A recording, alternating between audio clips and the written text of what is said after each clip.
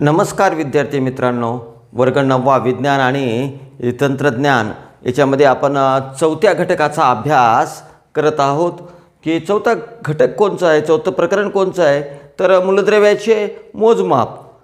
तर ह्या प्रकरणामध्ये आज आपल्याला काय बघायचं तर संयुजा आणि आयनिक बंध आणि आयन कसे निर्माण होतात ते पाहायचं आहे. तर चला बघू आपण संयुजा आणि आयन निर्मिती आणि आयनिक बंध कसे निर्माण होतात.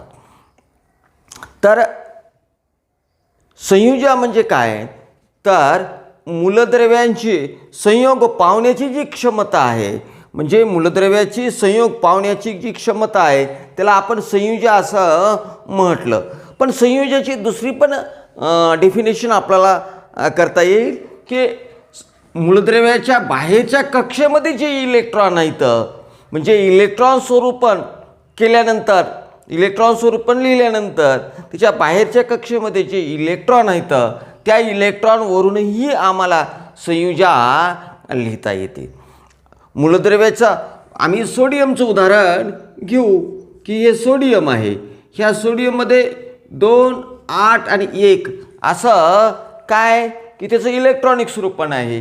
ह्या बाहेरल्या कक्षेमध्ये 4 पेक्षा कमी असतात तर ते इलेक्ट्रॉन देतात. खरं तर व्याख्या कोणची मूलद्रव्य म्हणजे मूलद्रव्य संयोग पावण्याच्या क्षमतेला काय म्हणायचं आहे संयुजा असं म्हणायचं आहे. पण आम्हाला इलेक्ट्रॉन स्वरूपणावरूनही संयुजा काढता आली पाहिजे. हे सोडियमचं इलेक्ट्रॉनिक स्वरूपण आता बाहेर 4 पेक्षा कमी जर असताल, 4 पेक्षा इलेक्ट्रॉन जर कमी असताल तर ते काय करतात तर इलेक्ट्रॉन देतात. आता याच्यामध्ये बघा सोडियम, हे सोडियम यांना इलेक्ट्रॉन दिलेला आहे. म्हणजे ह्या सोडियममध्ये 11 इलेक्ट्रॉन आहेत, 11च काय आहेत प्रोटॉन आहेत आणि 12 न्यूट्रॉन आहेत. आता सोडियम काय करेल, 1 इलेक्ट्रॉन देऊन टाकेल, हे 1 इलेक्ट्रॉन बाहेर टाकेल. आता ते ह्याचं इलेक्ट्रॉनिक स्वरूपण 2, 8, 1 आहे. हे अणू आहे, अणू आहे. यानं जर 1 इलेक्ट्रॉन दिला तर हे धन किंवा ऋण आयन तयार होतो. आता धन होतो का ऋण होतो ते पाहू आपण. आता याच्यामध्ये इलेक्ट्रॉनिक स्वरूपण 2, 8, 1 आहे. याचं जर इलेक्ट्रॉनिक स्वरूपण बघितलं तर 2, 8 असं आहे. म्हणजे याच्यामध्ये 11 प्रोटॉन आहेत आणि 11च इलेक्ट्रॉन आहेत. याच्यामध्ये 11 प्रोटॉन आहेत आणि 10 इलेक्ट्रॉन आहेत. म्हणजे याच्यामध्ये प्रोटॉनची संख्या वाढली, म्हणजे धनप्रभारित प्रोटॉनची संख्या वाढली. ती जी वाढलेली संख्या आहे ती आम्ही याच्या डोक्यावर दाखवतो. म्हणजे हे धन आयन तयार झाला. याला आपण काय म्हणू, हे धन आयन तयार झालेला आहे. म्हणजे प्रोटॉन आणि इलेक्ट्रॉन याच्यावरून म्हणजे संख्या जर कोणची वाढली किंवा वाढली म्हणण्यापेक्षा याच्यातून 1 इलेक्ट्रॉन निघून गेल्यामुळं याची संख्या प्रोटॉनची संख्या जास्त झालेली आहे, तो धनप्रभारित झाला. आता आपण क्लोरीनचं एक उदाहरण पाहू. हे क्लोरीनचं उदाहरण 2 क्लोरीनमध्ये काय आहे 17 इलेक्ट्रॉन आहेत, 17च प्रोटॉन आहेत. न्यूट्रॉनची आम्हाला गरज नाही. 17 इलेक्ट्रॉन आणि 17 प्रोटॉन आहेत. त्याचं इलेक्ट्रॉनिक स्वरूपण 2, 8 2, 8, 1 असं 2, 8, 7 असं आहे. आता जेव्हा हे 1 इलेक्ट्रॉन घेईल तेव्हा याचं इलेक्ट्रॉन, आता हे 1 इलेक्ट्रॉन काय घेतो तर हे 4 पेक्षा जास्त इलेक्ट्रॉन आहेत. तर 4 पेक्षा बाहेरच्या कक्षेत जर हे बाहेरची कक्षा किंवा बाहेरचं कवच जर 4 पेक्षा जास्त इलेक्ट्रॉन असतात तर ते इलेक्ट्रॉन काय करतात घेतात. आता इथं 4 पेक्षा जास्त इलेक्ट्रॉन आहेत म्हणजे हे काय करेल 1 इलेक्ट्रॉन हे इलेक्ट्रॉन घेतात. 4पेक्षा जास्त असताल तर ते इलेक्ट्रॉन घेतात. आता 4पेक्षा जास्त इलेक्ट्रॉन आहे, मग ही अष्टक स्थिती 8 होण्यासाठी, वरच्या नाही पण 8 होण्यासाठी इलेक्ट्रॉन दिले. म्हणजे अष्टक स्थिती प्राप्त करण्यासाठी दिल्या किंवा घेतल्या जाणाऱ्या इलेक्ट्रॉनच्या संख्येला संयुजा असं म्हणतात. अशी ही दुसरी डेफिनेशन आपल्याला समजून घेण्यासाठी करता येईल. आता इथं 1 इलेक्ट्रॉन घेतो आणि हे क्लोरीन. आता क्लोरीनमध्ये काय झालं, 18 इलेक्ट्रॉन झाले. याच्यामध्ये काय होतं, 17 इलेक्ट्रॉन होते आणि 17च काय होते, प्रोटॉन होते. म्हणजे अणूमध्ये इलेक्ट्रॉन आणि प्रोटॉनची संख्या कशी असते, सारखी असते. आता याच्यामध्ये बघितलं आम्ही, याने 1 इलेक्ट्रॉन घेतलेला आहे. मग याच्यामध्ये 18 इलेक्ट्रॉन झाले आणि 17 प्रोटॉन झाले. 1 इलेक्ट्रॉनची संख्या जास्त झाली तर आम्हाला ती कुठं दाखवतो, तर ती याच्या डोक्यावर दाखवतो. मग याला आम्ही काय म्हणतो, ऋण आयन असं म्हणतो. म्हणजे धन आयन आणि ऋण आयन अशा प्रकारे आपण म्हणजे निर्माण होतात. तर याच्यामध्ये जेव्हा तो अणूच्या स्वरूपात, कुठलाही मूलद्रव्य जेव्हा अणूच्या स्वरूपामध्ये असतो तेव्हा धन म्हणजे धनप्रभारित प्रोटॉन आणि ऋणप्रभारित इलेक्ट्रॉन ह्या दोन्हीची संख्या कशी असते, सारखी असते. म्हणून तो अणू विद्युतदृष्ट्या उदासीन असतो असं आपल्याला म्हणजे म्हणता येईल की उदासीन असतो. जेव्हा तो आयन बनतो, एक तर आयन धनायन बनण्यासाठी त्याला इलेक्ट्रॉन द्यावा लागतो. म्हणजे धनायन केव्हा बनतात, तर इलेक्ट्रॉन दिल्यानं बनतात. आणि ऋण आयन केव्हा बनतात, तर इलेक्ट्रॉन घेतल्यानं बनतात. आता हे धन आणि ऋण 2 प्रकारचे आयन बनले. आमच्याकडं जे वेगवेगळे संयुगी आहेत, ह्या संयुगामध्ये जे बंध आहेत ते 2 प्रकारचे बंध आहेत. एक आयनिक बंध आहे आणि दुसरं सहसंयुज बंध आहे. आयनिक बंधामध्ये काय होतं की धन आयन आणि ऋण आयन यांच्यामध्ये एक विशिष्ट अट्रॅक्शन असतं, आकर्षण असतं आणि त्या आकर्षणामध्ये बंध तयार होतो. आणि सहसंयुज बंधामध्ये काय असतं, तर इलेक्ट्रॉनची भागीदारी होते. इलेक्ट्रॉनची काय होत असते, भागीदारी होत असते. आणि इलेक्ट्रॉनची भागीदारी होऊन जो बंध निर्माण होतो त्याला सहसंयुज बंध असं म्हणतो. इथं आपल्याला काय बघायचं आहे, तर आयनिक बंध बघायचा आहे. सहसंयुज बंध पण आपल्याला व्याख्या माहीत असावा. तर आयनिक बंध काय, तर आयनिक बंधामध्ये इलेक्ट्रॉनची देवाणघेवाण होती. म्हणजे इलेक्ट्रॉनची देवाणघेवाण होऊन जो बंध निर्माण होतो त्याला आपण काय म्हणू, त्याला आपण आयनिक बंध असं म्हणू. तर आमच्याकडं याच्यामध्ये आता बघा, सोडियम धनप्रभारित आणि क्लोरीन ऋणप्रभारित असे हे 2 आयन तयार झालेत. आणि यांच्यापासून हे NaCl जो बंध तयार झालेला आहे, म्हणजे सोडियम आणि क्लोरीन याच्यामध्ये जो बंध आहे त्याला आपण आयनिक बंध असं म्हणतो. हे आयनिक बंध आहे. तर अशा प्रकारची जी बंध आहेत, जे इलेक्ट्रॉनची देवाणघेवाण होऊन तयार होतात त्याला आपण आयनिक बंध असं म्हणतो. आमच्याकडे मॅग्नेशियम क्लोराईड हे पण आयनिक बंधाने बनलेलं आहे. म्हणजे आपल्याला करता येईल हे मॅग्नेशियम क्लोराईड, हे मॅग्नेशियम ऑक्साईड हे जे आहेत ते आयनिक बंधाचे, म्हणजे काही संयुगे सहसंयुज बंधाचे आहेत तर काही संयुगे आयनिक बंधाचे आहेत. म्हणजे आयन आमच्याकडं निर्माण होतं.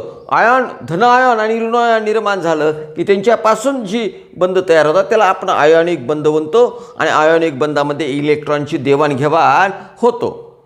तर काही मूलद्रव्याचं जर बघितलं आम्ही तर एकापेक्षा जास्त संयुजा आहेत. इथं काय होतं, त्याला आपण परिवर्ती संयुजा असं म्हणतो.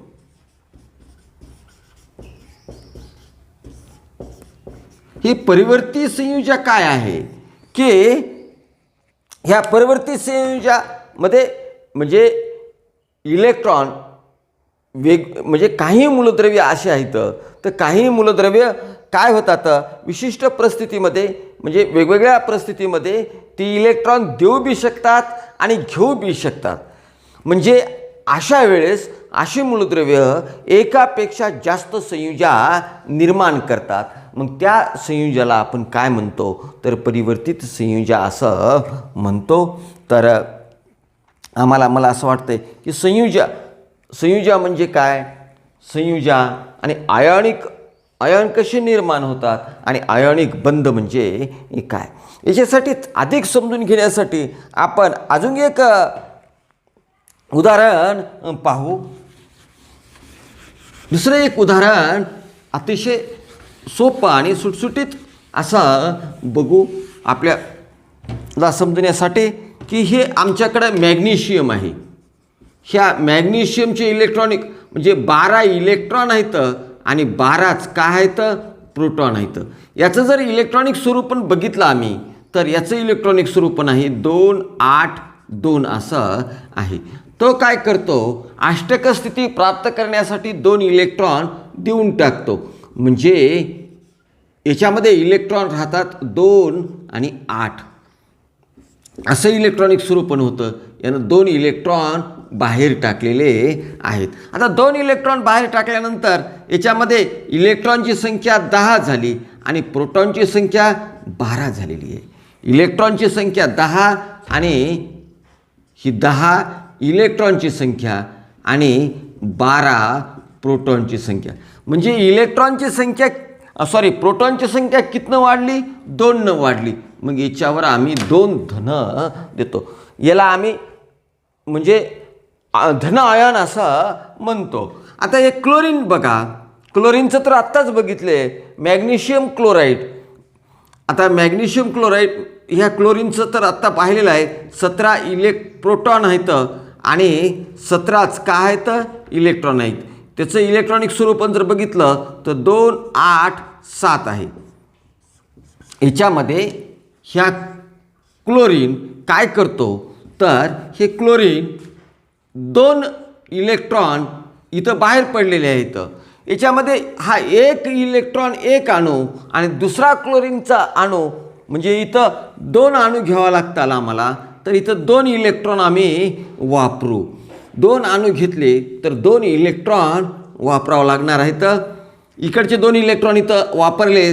आता हे क्लोरीन याचा इलेक्ट्रॉन याच्यामध्ये किती झाले, 18 इलेक्ट्रॉन आणि 17 प्रोटॉन झाले. आता 17 प्रोटॉन, 1 इलेक्ट्रॉन वाढले. असे किती आयन तयार झाले, 2 आयन तयार झाले. क्लोरीनचे याने 2 इलेक्ट्रॉन बाहेर टाकल्यामुळं क्लोरीनचे 2 आयन तयार झालेले आहेत. मग हे क्लोरीनचे 2 आयन, हे मॅग्नेशियमचा 1 आयन आणि क्लोरीनचे 2 आयन, यांच्यापासून संयुग तयार होतं मॅग्नेशियम क्लोराईड. जेव्हा संयुग तयार होतं तेव्हा धन आणि ऋण याचा जी बेरीज आहे ती 0 आली पाहिजे. याच्यावर 2 धन आहेत आणि याच्यावर 1 ऋण आहे. एका क्लोरीनवर 1 ऋण, तर 2 क्लोरीनवर किती, 2 ऋण. म्हणजे धन आणि ऋण हे म्हणजे आमच्या अणुसारखं, अणुमध्ये जितके इलेक्ट्रॉन असतात तितकेच प्रोटॉन असतात. विद्युतदृष्ट्या अणु उदासीन असतो, त्याप्रमाणेच धन आणि ऋण इथं पण 0 होणं गरजेचं आहे. म्हणजे याचं आपल्याला असं स्पष्टीकरण देता येईल की ह्या मॅग्नेशियमवर 2 धन आहेत, तर एका क्लोरीनच्या अणूवर 1 ऋण आणि दुसरा क्लोरीनचा अणू म्हणजे हे 2 ऋण, धन आणि ऋण इथं 0 झाले की तो संयुग तयार होतो. संयुगामध्ये बी मग ते आयनिक संयुग असो कसं संयुग असो, संयुगामध्येही विद्युतदृष्ट्या संयुग पण उदासीन असतं. फक्त त्याच्यामध्ये धन आणि ऋण यांचे काय होते की बेरीज 0 होते. तर अशा प्रकारची जी काही मूलके, ज्याला आपण याच्यातला दुसरा जो हे समजलं आम्हाला, आयनिक बंध कशाला म्हणतात आणि आयनिक बंध कसे तयार होतात. आता याच्यातलाच संबंधीचा जो दुसरा जो घटक आहे तो म्हणजे मूलके. हा घटक पण आपण समजून घेऊ की मूलके कोणाला म्हणतात. म्हणजे हे जर असेल मॅग्नेशियम, याला आम्ही काय म्हणू, म्हणजे अणू म्हणू. याला आपल्याला काय म्हणता येईल, अणू. पण ह्या अणू धन किंवा ऋण याच्यावर प्रभार आला, म्हणजे धन आयन किंवा ऋण आयन आलं, हे असं जेव्हा आम्ही म्हणू, याला आम्हाला काय म्हणता येईल, मूलके असं म्हणता येईल. की मूलके धन बी आहेत, म्हणजे अणूपासून जे आयन बनतं किंवा त्याला आपल्याला काय म्हणता येईल, त्याला आम्हाला मूलके असं म्हणता येईल. म्हणजे आयन म्हणा किंवा हे मूलके म्हणा, आयन किंवा मूलके. मग धन आयन आणि ऋण आयन असे आपल्याला दोन्ही आयन आहेत. तर काही याच्यामध्ये म्हणजे आपल्याला काही संयुगामध्ये जर बघितलं तर संयुक्त मूलके आम्हाला आढळतात. ह्या संयुक्त मूलकामध्ये काय आहे, तर संयुक्त मूलकामध्ये एकापेक्षा जास्त अणू असतात. एकापेक्षा जास्त अणू असतात. उदाहरणार्थ हे H2SO4 हे बघितलं, ह्या SO4 वर 2 ऋण आहेत.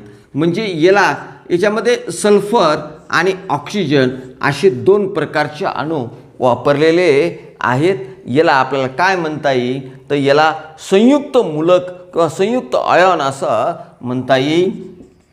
हे संयुक्त आयन किंवा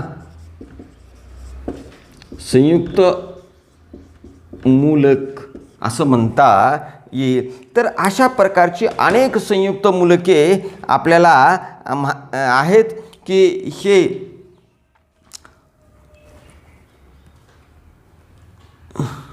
OH OH हे पण आपल्याला संयुक्त मूलक आहे. हे NO3 हे पण संयुक्त मूलक आहेत. म्हणजे एकापेक्षा जास्त अणू जर मिळून जर मूलक आयन तयार झाला असेल तर त्याला आपल्याला संयुक्त मूलक असं म्हणता येईल. तर याच्यामध्ये आजच्या तासिकामध्ये संयुजा, परावर्तित संयुजा, आयनिक बंध, मूलके ह्या संबंधीची माहिती आपण पाहिली आहे, समजली असेल असं मला वाटतंय. धन्यवाद.